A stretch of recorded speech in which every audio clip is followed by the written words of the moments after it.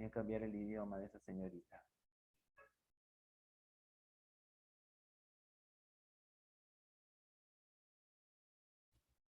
Bien. ¿Pueden ustedes ver la presentación? Sí, profesor. Sí, profesor. Sí, profesor. Perfecto. Entonces empezamos, por favor. Chicos, en silencio. Bien.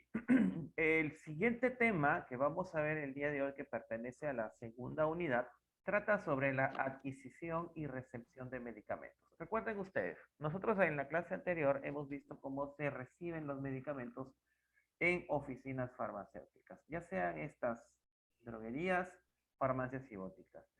Y también hemos entendido un poquito lo que es el procedimiento de buenas prácticas. ¿Sí? Entendimos un poquito lo que eran las buenas prácticas. Hemos visto unas diapositivas donde nos dan las recomendaciones, ¿sí?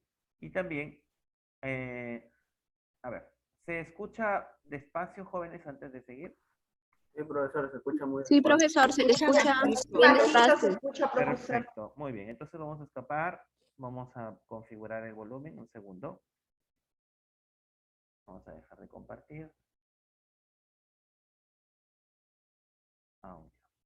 Ahí nomás, no se preocupen. Debe ser acá está. Ya lo vi. Bien, ahora sí me escuchan bien. Perfecto, profesor. Correcto. Sí, profesor. Sí, profesor. Muy bien, vamos a continuar. Muy bien. Era un problema de configuración. A veces se escucha muy fuerte y me piden que les baje el volumen. Bien, ¿pueden ver la presentación nuevamente? Sí. Profesor. Sí, profesor. Perfecto, nuevamente, entonces para decirles, nosotros vamos a ver el día de hoy la adquisición y recepción de medicamentos. La clase anterior vimos cómo se recibían los productos farmacéuticos en una oficina farmacéutica, ya sea esta farmacia o botica y también droguería. Bien, entonces, este tipo de establecimientos tiene una modalidad de recepción que se basa en las buenas prácticas de almacenamiento. Pero como ustedes saben, no son los únicos establecimientos farmacéuticos que existen. Existen otros establecimientos farmacéuticos. ¿Sí? Siéntese ya en España. Ahí no quiero. Ahí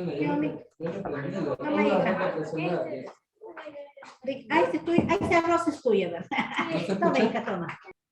Sus audios. Muy bien, ya lo desactivé. Muy bien. Entonces, como les decía, existen otros tipos de establecimientos farmacéuticos. Aparte de laboratorios, aparte de droguerías, aparte de almacenes especializados, farmacias y boticas, ¿qué otros establecimientos farmacéuticos existen?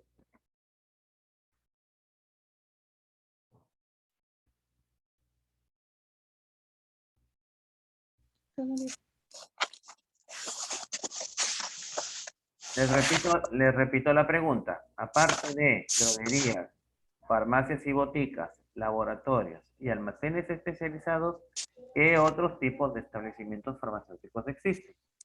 Botiquines. Botiquines, profesor. Botiquines. ¿Y qué más?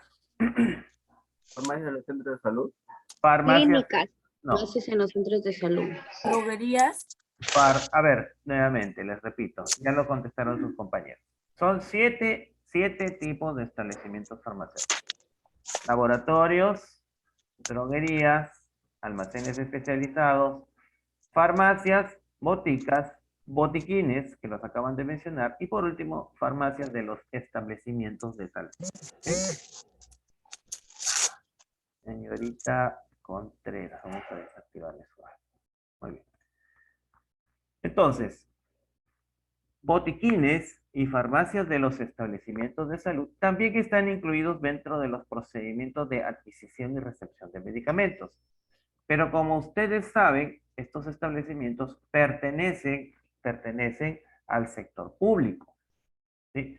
Entonces, la modalidad de adquisición de productos de estos establecimientos farmacéuticos es muy distinta a la modalidad que realizan los establecimientos del sector privado. ¿Sí? Recuerden, para el sector privado existe una modalidad de compra. ¿Sí? Ellos compran de acuerdo a su necesidad. Y el dueño o el encargado de compras realiza la llamada a los proveedores y se sientan a negociar. Sí, todos hemos visto, o todos los que trabajamos, o hemos visto alguna vez un establecimiento farmacéutico, sabemos que es así. ¿Están ustedes de acuerdo? Sí, profesor. Sí, Muy bien. profesor. Muy bien. Sí, profesor. Pero en los establecimientos del sector público, es decir, aquellos establecimientos en hospitales o en botiquines, no pueden realizar este tipo de procedimientos. ¿Por qué? Porque como ustedes saben, cuando es dinero del Estado, todo debe ser transparente. ¿Sí? Todo debe ser transparente y de acuerdo a un reglamento interno que ellos tienen. Entonces, lo que nosotros tenemos que entender es que este tipo de establecimientos farmacéuticos realizan sus adquisiciones de acuerdo a ciertas modalidades de compra. ¿Qué es lo que vamos a ver el día de hoy? ¿Hasta ahí está todo claro, chicos? Sí, profesor. Muy Sí, bien. Ok. Recuerden ustedes que las instituciones del Estado, ¿sí? Manejan dinero de todos los peruanos. Y como ustedes deben haber visto en sus clases de políticas nacionales, la idea, el mensaje es mejorar el acceso a los medicamentos esenciales. Es decir, las instituciones del Estado solo compran medicamentos esenciales o algún otro producto fuera del petitorio debido a necesidad. ¿Sí? Debido a necesidad. Bien, este tipo de compras de medicamentos esenciales necesita cumplir ciertos requisitos. Ustedes lo pueden ver en el cuadro que está en la parte inferior derecha. Selección y uso racional de los medicamentos, precios asequibles, un financiamiento sostenido y por último, sistemas de salud de suministros. ¿Sí? De suministro. Entonces, todos, todos los distintos alcances, los distintos esfuerzos que realicen las instituciones del Estado es, como dice su mensaje, para mejorar el acceso a los medicamentos esenciales. Entonces, para eso se necesita utilizar modalidades de compra que favorezcan las compras en grandes cantidades. ¿Sí? Ustedes habrán escuchado que a veces existen concursos, existen eh, proveedores que cotizan con el Estado, pero estos proveedores tienen que entender que existen distintas modalidades de compra en las instituciones del sector público. ¿Hasta ahí alguna pregunta, jóvenes?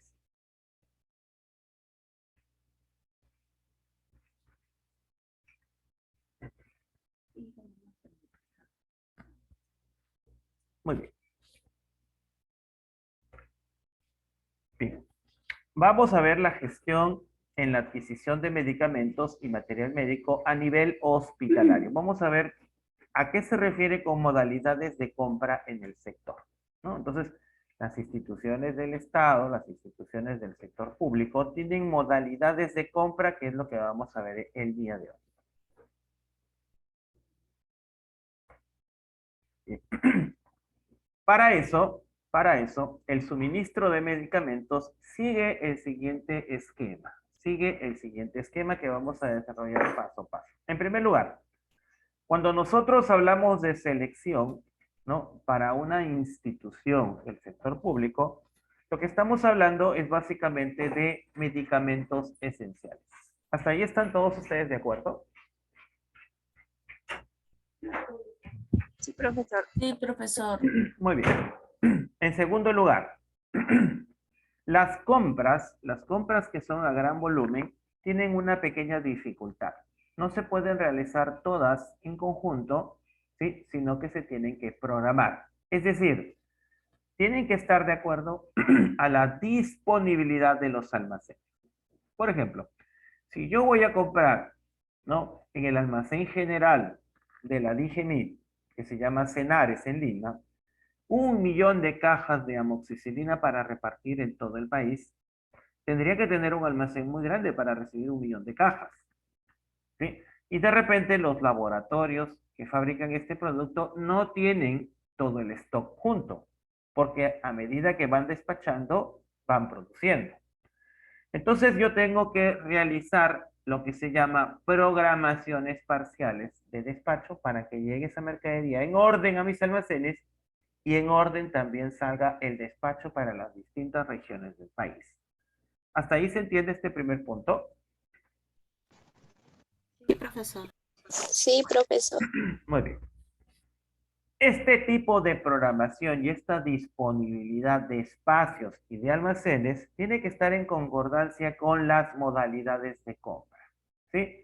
La adquisición de estos medicamentos tiene que estar de acorde a las modalidades de compra. Ya vamos a ver las distintas modalidades de compra que realizan las instituciones del Estado en concordancia con este proceso. Y ustedes van a entender de qué manera hay procedimientos para compras pequeñas, así como procedimientos para compras muy grandes de medicamentos.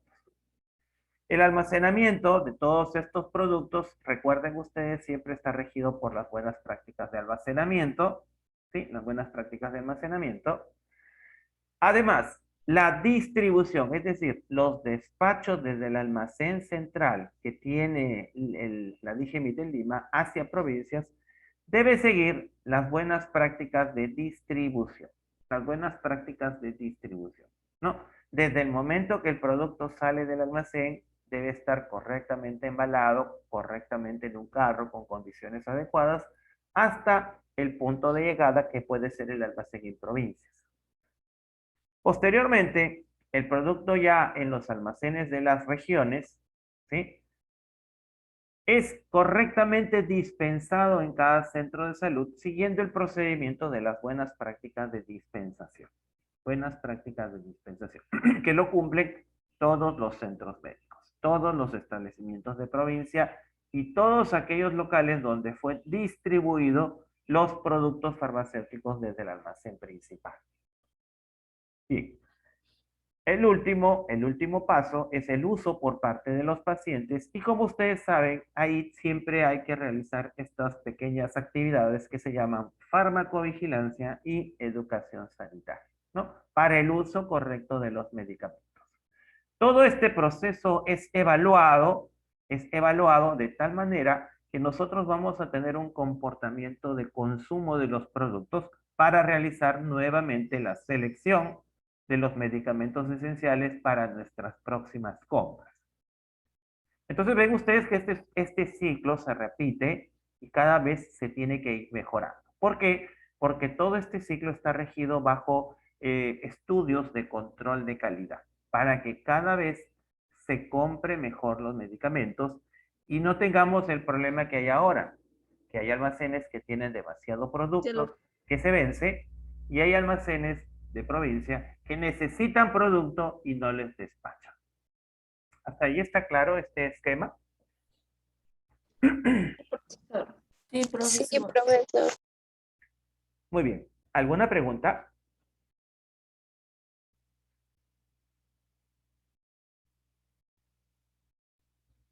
Chicos.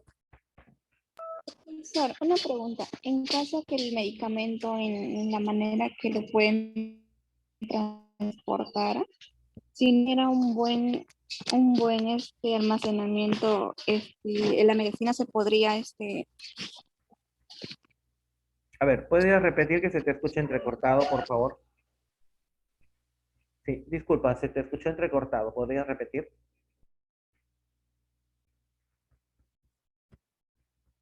Hola. no, profesor, se le estaba diciendo si no hacen un buen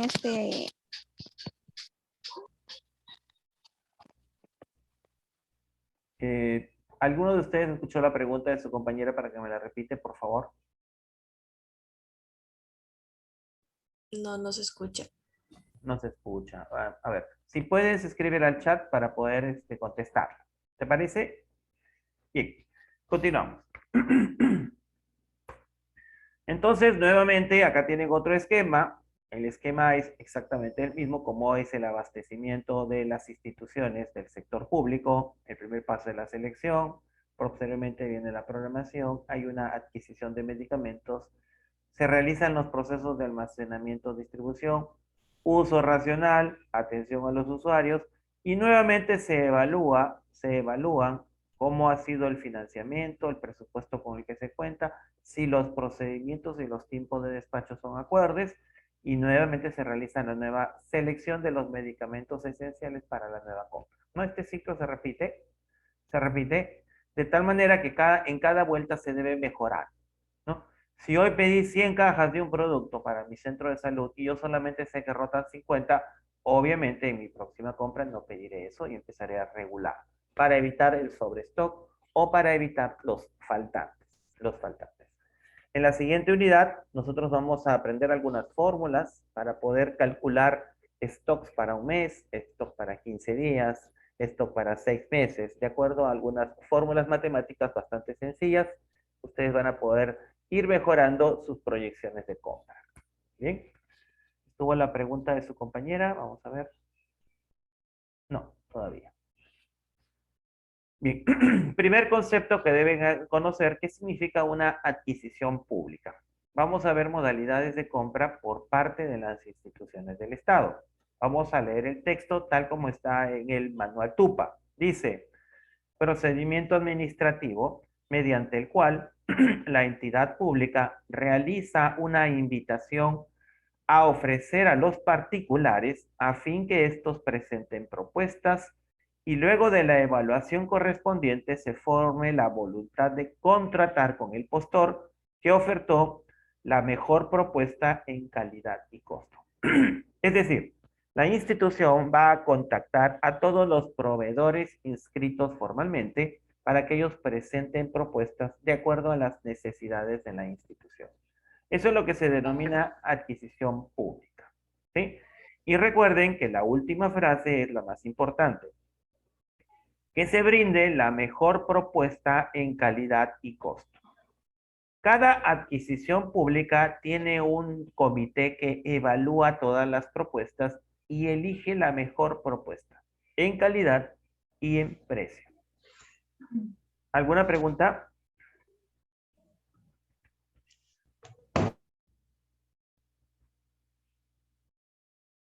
Bien, si no hay preguntas. Esta es la base legal de este tipo de procedimientos de compra, la Ley de Contrataciones del Estado y su reglamento, el reglamento para el registro, control, vigilancia sanitaria de productos farmacéuticos y afines y sus modificaciones. Hablamos del artículo 010 del año 97. Bien. A ver, ¿qué pasaría con el medicamento si el almacenamiento no es adecuado? Estamos hablando de instituciones públicas. Perfecto. Miren ustedes. Recuerden que ustedes que en todo almacén siempre hay un responsable. En el caso de los almacenes de las instituciones del Estado, el responsable es el encargado de almacén, que podría ser el químico farmacéutico o el jefe de almacén, y todos los distintos operarios que tienen sus distintas áreas separadas y son responsables por sus áreas de almacenamiento. Entonces, si en una institución del Estado el producto llega en mal estado o es mal almacenado, los responsables se hacen acreedores a la sanción correspondiente de acuerdo a su reglamento. ¿Sí? Los responsables se hacen acreedores a la sanción de acuerdo a su reglamento. ¿Bien? Ahora bien, si el producto llegó en mal estado, el proveedor tiene un contrato y debe regirse con el contrato para cumplir todas las pautas del contrato.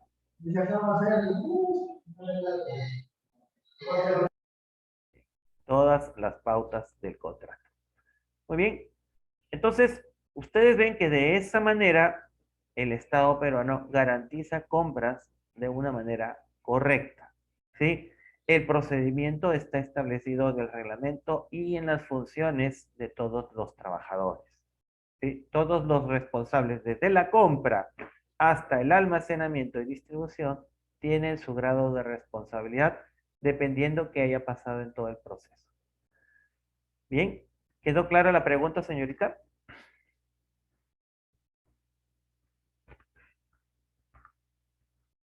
Bien, continuamos. ¿Cuáles son los tipos de procedimientos o qué tipos de procesos se realizan? ¿No? En esta gráfica, ustedes pueden ver que se ha separado los distintos tipos de procesos, ¿no? Y los procesos de las instituciones se realizan para tres tipos de elementos. Para aquellos que son bienes, es decir, cosas materiales, para obras, es decir, para construcciones, y para servicios. Por ejemplo, el servicio de guardianía, el servicio de limpieza. Entonces, estos tres tipos de elementos son los que se van a cotizar en toda institución pública. Toda institución pública se van a cotizar estos tres tipos de elementos. Bienes, como les mencioné, son productos, cosas materiales. Obras son mejoras, son construcciones. Y por último, servicios, ¿no? De terceros, servicio de vigilancia, servicio de limpieza, etcétera, ¿no? Entonces, dependiendo del tipo de servicio, hay un tipo de procedimiento. Dependiendo del tiempo, también podría variar el tipo de servicio. Y dependiendo si la modalidad es pública o no pública, también existen distintas modalidades de adquisición y selección de proveedores y de concursos. Y dependiendo del valor que ustedes ven en esta flecha roja, aumenta el valor, el tipo de compra o la modalidad de compra cambia. La compra más pequeñita que realiza una institución pública se denomina adjudicación de menor cuantía, ¿no? Entonces, hay una compra mínima que puede tener una institución y se tiene que regir de acuerdo a ciertas condiciones. No, pero ese sí. En la medida que los valores empiezan a subir, es decir, la cantidad de dinero que se va a cotizar, el tipo de modalidad empieza a cambiar de nombre. La siguiente tipo de modalidad, de acuerdo al valor, se llama adjudicación directa selectiva. Seguimos subiendo en valor, adjudicación directa pública, ¿sí? Y los concursos o compras de grandes volúmenes reciben solamente dos nombres: concurso público o licitación pública. Estas dos últimas ya se diferencian. El concurso público solamente se utiliza para servicios y la licitación pública se utiliza para bienes y para obras. Sí. ¿Hasta ahí les ha quedado claro el esquema? Sí, profesor. ¿Alguna pregunta hasta ahí?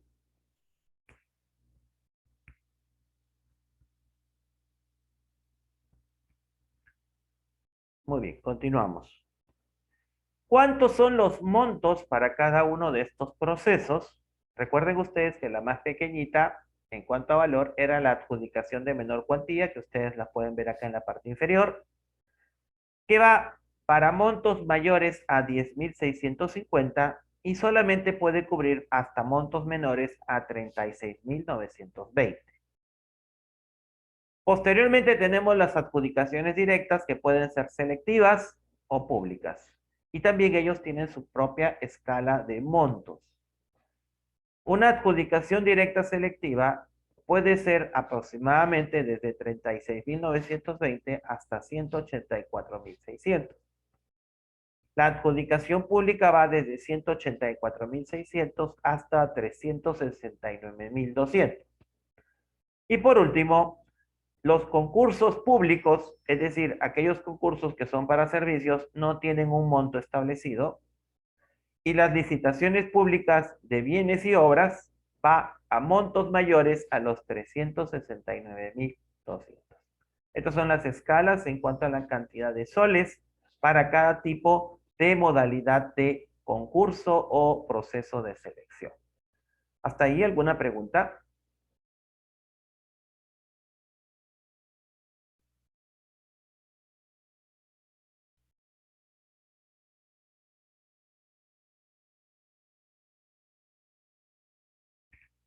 ¿Todo está claro, jóvenes, hasta ahí? Sí, profesor. Sí, profesor. Muy bien. Algunas características de cada uno de estas modalidades de compra. Tenemos, por ejemplo, en el lado inferior izquierdo, adjudicación de menor cuantía. Sirve para contrataciones de la entidad, es decir, la misma entidad realiza esta selección, esta adjudicación, esta solicitud de productos. Monto inferior a la 10ª parte del límite establecido para la licitación y concurso público. ¿no? Si el concurso público es de 360 y tantos mil soles, esta solamente es el 10% de ese monto. ¿Qué cosa es una adjudicación directa selectiva? La adjudicación directa selectiva no requiere publicación, ¿sí? Se efectúa por invitación debiéndose convocar a por lo menos 3 proveedores, ¿sí? Esta adjudicación directa selectiva es una de las más utilizadas porque es directa. ¿Qué hace el encargado de compras de una institución pública? Llama a los 3 mejores proveedores del producto que quiere cotizar y los invita para que ellos envíen en sobre cerrado su propuesta, ¿no? Ellos envían sus propuestas y de esos 3 sobres o más que él invite, se realiza la compra, ¿no? La mejor oferta de esos 3 sobres es la que gana la propuesta, ¿no?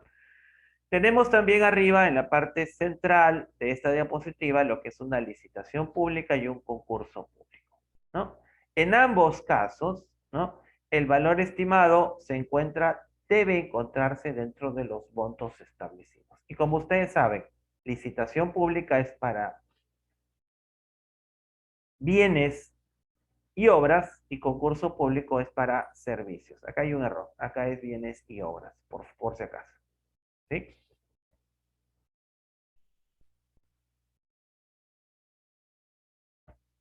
Bien.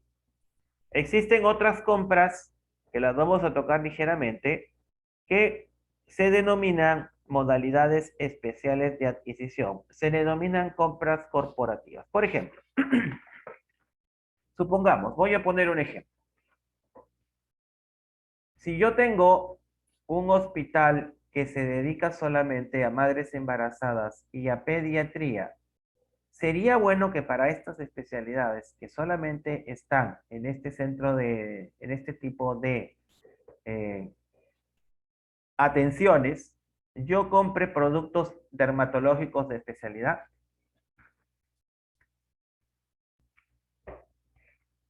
¿Y ustedes creen que sería bueno comprar productos dermatológicos si solamente se dedica a pediatría y se dedica a madres embarazadas? ¿Estaría bien esa compra?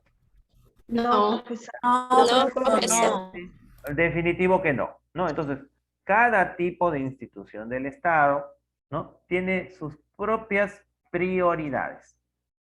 Si son niños, obviamente la prioridad va a ser productos respiratorios, digestivos. Si son madres embarazadas, de repente vitaminas, ¿no?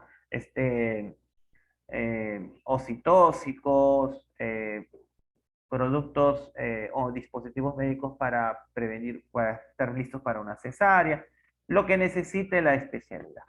Si es en la institución, por decir que solamente se dedica, como el IRO, ¿no? ¿No? Que se dedica solamente a ojos, ¿no? A la vista, entonces obviamente lo que ellos tienen son colirios, ¿sí? Se entiende, ¿no? Que cada centro tiene sus propias necesidades. ¿Hasta ahí me entienden, chicos? Sí, profesor. Sí, profesor. Ya. Pero resulta que hay productos que son afines para todos. Por ejemplo, un producto que es afín para todas las instituciones de salud podría ser el papel, ¿sí? Todas necesitan papel porque todas tienen sus impresoras, ¿sí? ¿Es correcto? Sí, profesor. Sí, profesor. Entonces, ese tipo de servicios o de bienes y valores que son de gran volumen y que no interesa el tipo de institución, pero sí nos vale saber cuánto es su requerimiento, se llaman compras corporativas.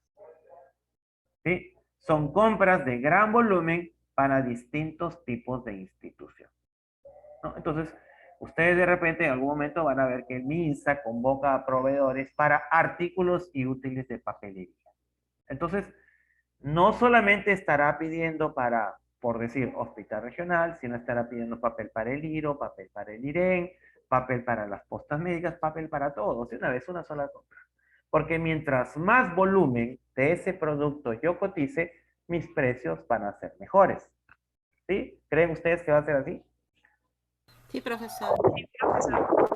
Entonces, entiendan ustedes que las compras corporativas son compras en gran escala. Otro servicio que también puede ser una compra corporativa, vamos a poner ejemplo, el servicio de guardianía. Todos los locales necesitan vigilancia. ¿sí? Entonces yo cotizo con empresas que me puedan garantizar la vigilancia en 1.500 centros de salud en el país. Entonces, las grandes empresas, ¿no? Como Liberman, etcétera, Prosegur, qué sé yo, cotizarán para ese gran volumen porque se aseguran también un gran ingreso al estar resguardando 1.500 establecimientos de salud en todo el país. ¿Hasta ahí se entendió este tipo de compras? Chicos, Sí, profesor. muy bien. Y por último, existe lo que se llama el convenio marco. ¿Qué quiere decir? Que en este caso no nos interesa la calidad del producto.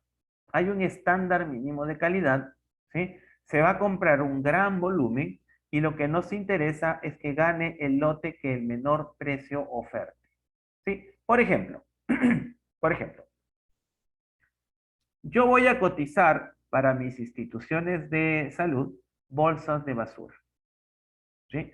Bolsas de basura. Las bolsas de basura yo les doy las especificaciones en cuanto a su dimensión y en cuanto al tipo de bolsa que yo necesite, ¿sí? Al tipo de bolsa que yo necesite. Entonces, todos los proveedores me van a enviar la cotización de sus bolsas que cumplan estas condiciones. ¿Nos interesa que haya bolsas de mejor calidad para basura o nos interesa que la bolsa cumpla las condiciones que yo les he dado? Que cumpla las condiciones. Cumpla las condiciones, profesor. Entonces, obviamente, ante un mismo producto, ¿quién es el que va a ganar? El que oferte el menor precio. Por precio. Obviamente, el que oferte el menor precio. Eso es lo que se denomina convenio marco, ¿sí? Eso es lo que se denomina convenio marco, ¿sí? ¿Les quedó clara esta segunda modalidad de compra? Sí, profesor. ¿Alguna pregunta hasta ahí? ¿Alguna pregunta hasta ahí?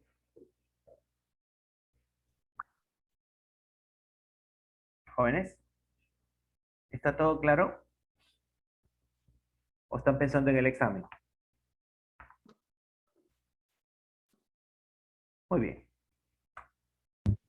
¿Cuáles son los requisitos, ya para ir terminando, requisitos técnicos? Apúrate, que vamos a terminar el programa. Como vamos. ¿Cuáles son los requisitos técnicos para compras de medicamentos en entidades del Estado? Que el producto esté en el Petitorio Nacional de Medicamentos, obviamente. Contar con una programación de necesidades para 12 meses. Recuerden los que le dije, los almacenes no pueden recibir todos los productos juntos. Entonces tiene que haber un despacho programado. Especificaciones técnicas, requisitos técnicos mínimos y evaluar o elaboración de criterios de evaluación. Es decir, que cumpla con los requerimientos que se les está dando en la parte técnica. Cuando ustedes en algún momento puedan participar en un concurso público, ¿sí? Tienen que llenar los expedientes de esta manera tal que cumpla todos los requerimientos en cuanto a la parte técnica, ¿sí? Además, ¿qué más debe tener el expediente cuando se realiza una cotización o una modalidad de concurso con el Estado? Debe estar el registro sanitario del producto, el protocolo de análisis, las buenas prácticas de manufactura, una copia de su certificado de buenas prácticas de manufactura si ustedes son propietarios y fabrican el producto, buenas prácticas de almacenamiento si ustedes son droguería o compran el producto, constancia del establecimiento farmacéutico, que ustedes saben que es la autorización de funcionamiento, vigencia del medicamento, ¿sí? Es decir, su fecha de vencimiento y su registro sanitario activo, y por último, un certificado de control de calidad del producto para que vea el Estado que el producto cumple las especificaciones en cuanto a su calidad y a sus normas sanitarias. Bien, ¿hasta ahí alguna pregunta? Profesor, disculpe, de acuerdo a la vigencia del medicamento, ¿cuánto tiempo es lo que tienen que ofrecer? Por ejemplo, Perfecto. Perfecto. Existe ahí lo que tienes que regirte es de acuerdo a las condiciones de compra. Por ejemplo, existen instituciones que dentro de sus bases de concurso te dicen, la institución no acepta productos con vencimiento menor a 2 años. Entonces tú tienes que demostrar mediante una copia del lote que vas a despachar que ese producto no tiene un vencimiento menor a 2 años. Y son condiciones que se ponen en cada concurso. ¿Sí? Algunas instituciones dicen no, 1 año mínimo de vencimiento, ¿no? Entonces, cuando, por decir, estamos el día de septiembre, si tú ganas un concurso en septiembre, tu producto mínimo, ¿no? Debería estar venciendo en octubre del próximo año, si es que las condiciones son a 1 año. ¿Me dejo entender? Es de acuerdo al contrato. De acuerdo al contrato y a las condiciones del concurso. ¿Bien? Muy bien. ¿Alguna otra pregunta?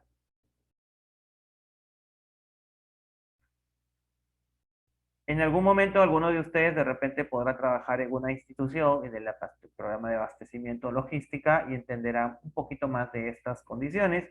O de repente en algún momento alguno de ustedes tiene la suerte de trabajar, como lo hice yo, en una droguería que cotizaba a instituciones del Estado y ahí se empapan ustedes de las distintas bases.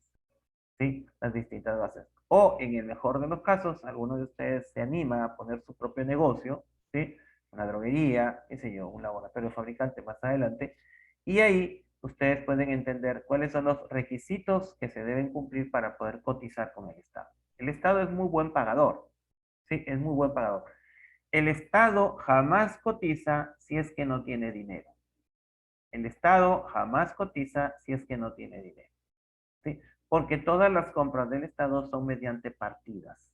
Es decir, el Estado peruano le proporciona a la institución dinero y sobre ese dinero que ya tiene, ellos pueden cotizar. Jamás cotizan, de acuerdo a ley, si no tienen dinero. Si no tienen dinero. ¿Alguna pregunta?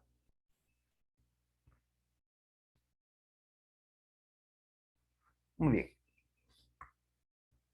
Por último, dos conceptos que ustedes siempre tienen que estar presentes, ¿no? Uno de ellos es el PNUME, o Petitorio Nacional Único de Medicamentos Esenciales, que como ustedes saben es un documento técnico que norma la prescripción, dispensación y utilización de medicamentos en los diferentes niveles de atención de los establecimientos del sector salud. El PNUME nos da esa lista de documentos para utilizar en todas las instituciones del sector público.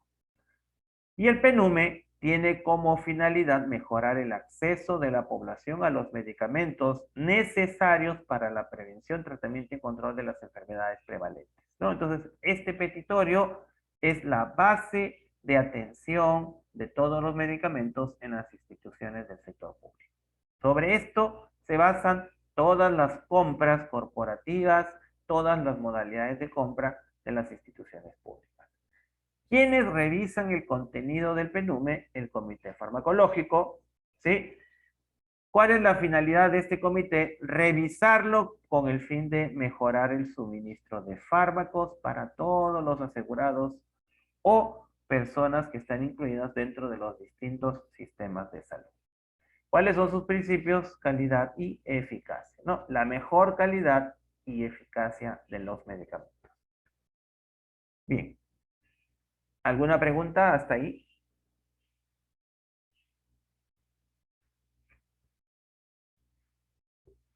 Ok, chicos. Hasta ahí nos vamos a quedar. Dejar de compartir. Dejar de grabar.